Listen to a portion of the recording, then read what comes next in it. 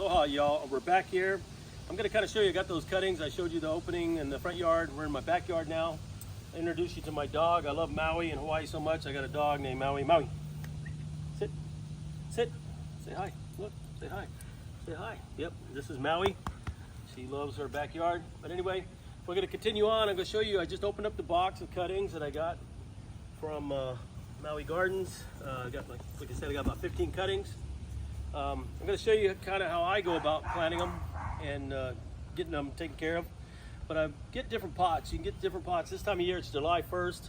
The pots are starting to go at sale in the big box stores or Walmart. I think these drop down to around $5 a piece for these. You can get them online. A lot of nurseries are selling them. I think we have some like these right here, the nursery pots. Sometimes you can get them in bulk for like 75 cents a piece on Marketplace. Usually you can find them locally and get those. I didn't do a really good job shopping them out, so I paid about $5 a piece for these, and they work pretty good. One of the first things I do when I do get a new pot, before I pot them, I've had some bad luck with root rot. One of my first plumerias I ever did, we ended up getting root rot. It got to about 6 feet tall. It was beautiful, loved it. Went on vacation, had some rain. Things sat in water for the most part for about a week. I thought I had a couple holes drilled in the bottom, but I didn't. So one of the first things I do when I get a new pot, I make sure we got plenty of holes, and I just get this step bit, and I'll just go ahead and drill through here and get a few holes.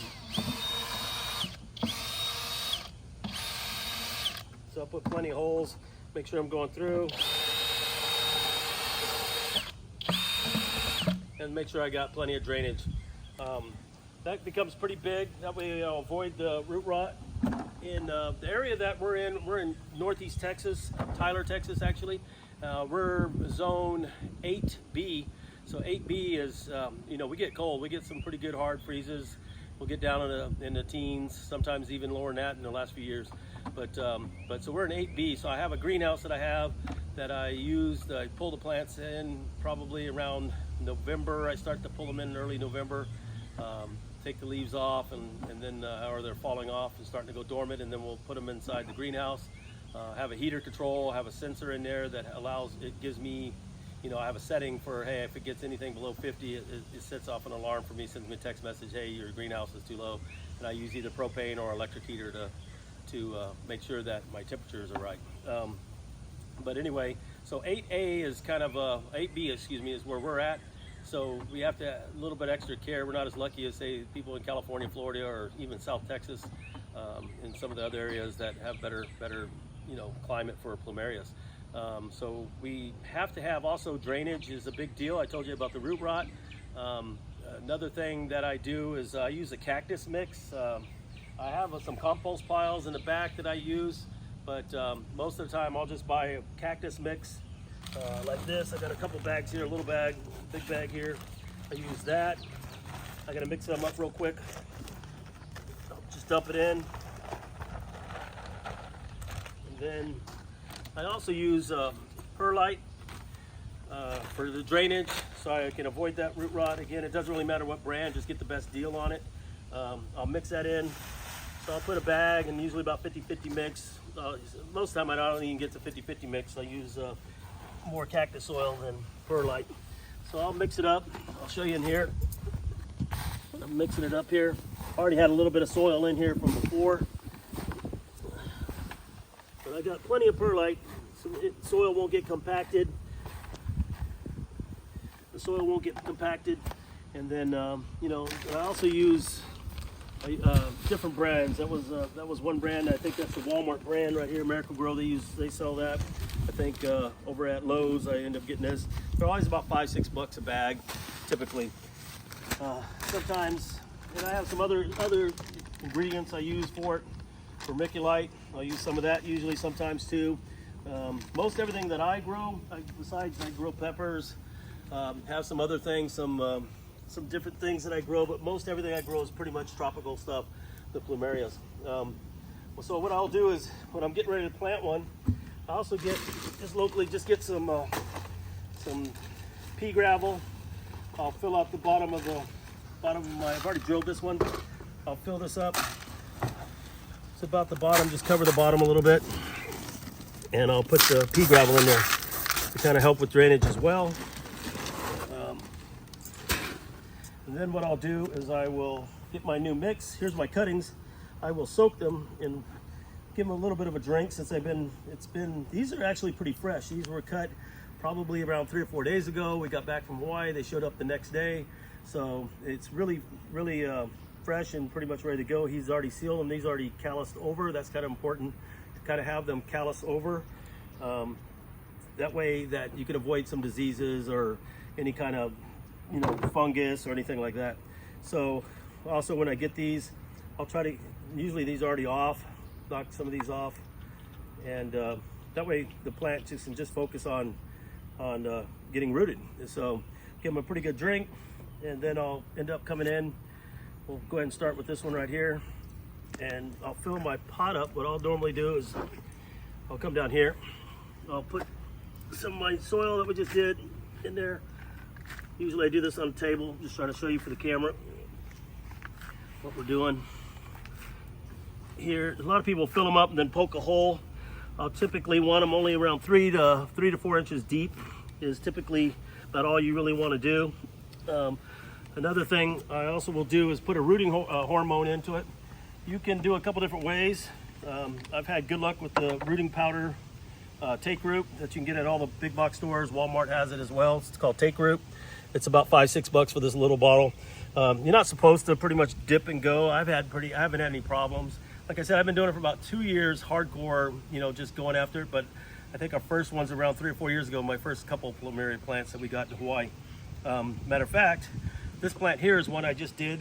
I took these on the airplane with me from Maui, came back, but we were on Oahu for a little bit, and in that Aloha Bowl where they do the swap meet, I got these from a guy named Clarence who's been there for years and years and years. I think about 4 years ago in 2019, 2020, early 2020 before COVID, I bought a couple, had some really good luck, some of those ones up front.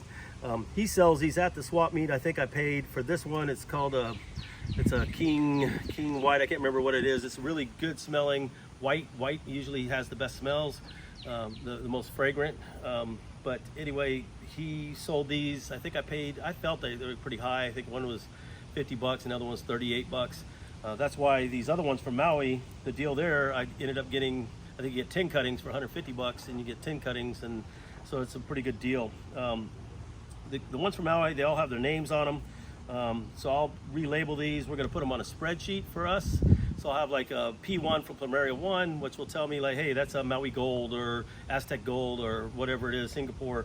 And then we'll put on there where it came from, where I got it, what island, or if I bought a Jungle Jacks or whatever. So I'll have a spreadsheet on there, talk about where they're from, when I got them, when I planted them, if it's a seedling or whatever. So that way I can build that and keep track of it, and when I fertilize and do things like that.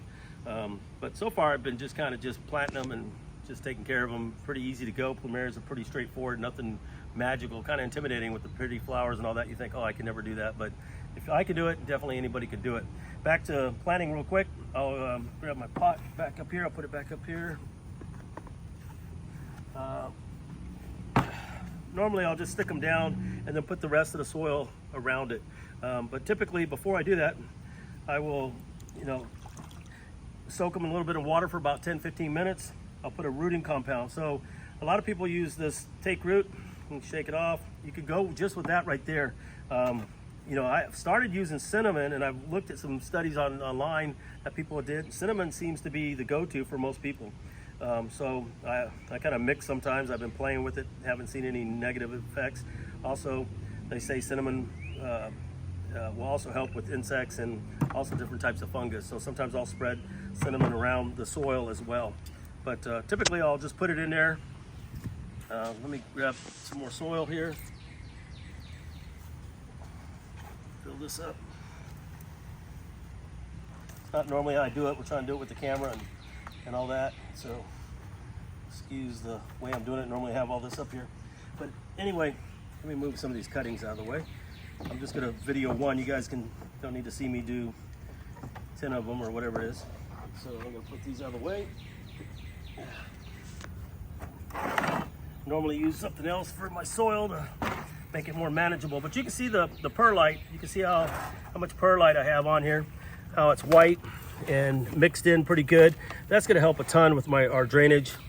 and that way our soil doesn't get compacted, because where we're at in East Texas, we get a lot of Northeast Texas, North Texas, you get a lot of clay soils, and that holds that moisture, and have a lot of people have you know, have their plumerias don't last because of that. So I typically go about a 1/2 inch from the top, kind of pack it in, and then what I'll do is I'll get these bamboo. You can buy the fancy ones at Lowe's and all that. They're like green metal sticks with some vinyl on it. I typically buy these metal shoots when I go down to Houston. There's some good nurseries. I think a bag of these is like $8, and you get a ton of these 6-footers. So I'll just cut it. I'll cut it off and just cut these to length, whatever I need. Kind of give it a little bit of support. Right here, I'm trying to find where I want to give it some extra support here. I'm going to go on this side,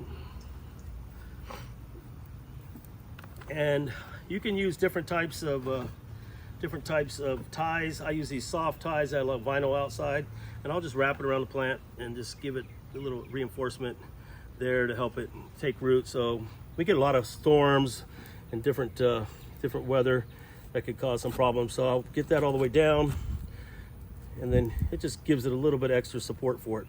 So pretty much that's pretty much how I plant the cuttings that I get. I've had pretty good luck on these. I've had you know, when I get them from a supplier, one of the big things is getting them from a supplier that a lot of people, you know, I've seen and heard different stories that people show a picture, they take a real beautiful picture of a plumeria, but then they send you, you know, a cutting like this, and you have no idea what you get, and it takes a couple of years for these to probably start flowering. Some people are luckier.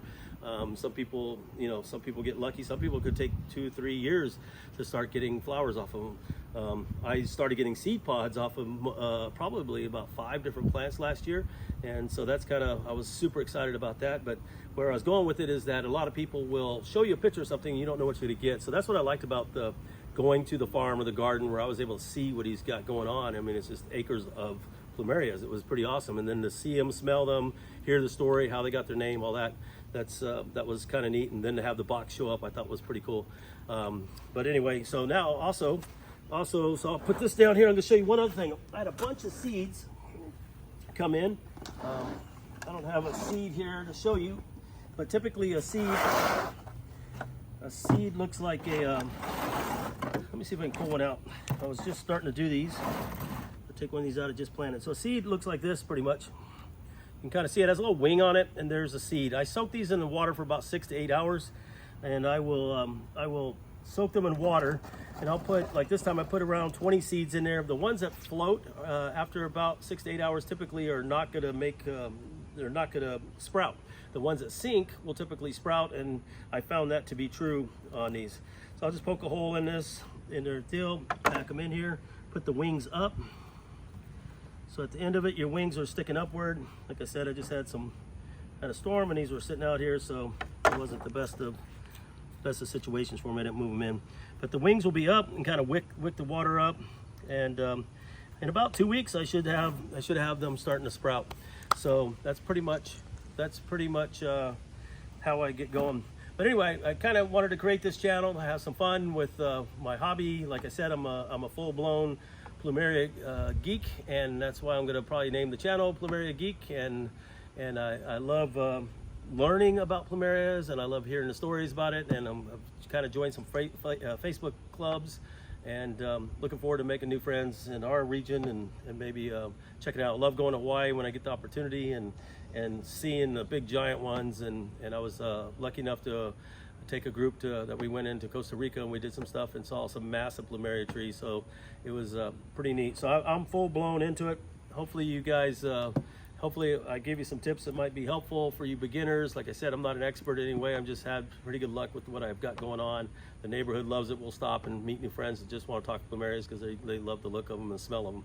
So anyway, I want to say God bless you. Hopefully you'll sign up, like our channel, and follow us, and grow this channel and see where it goes from here. And I'll give you some other tips as I'm learning them as it going on. Try to give you some content uploads here as I do some new stuff, which is coming down. We'll talk about the greenhouse, talk about sunburn. I've got some plans for sunburn. I've got some products coming there. I'll show you how I apply it and test it, and that'll be coming down the pipeline as well. But anyway, God bless and aloha, and thank you for watching.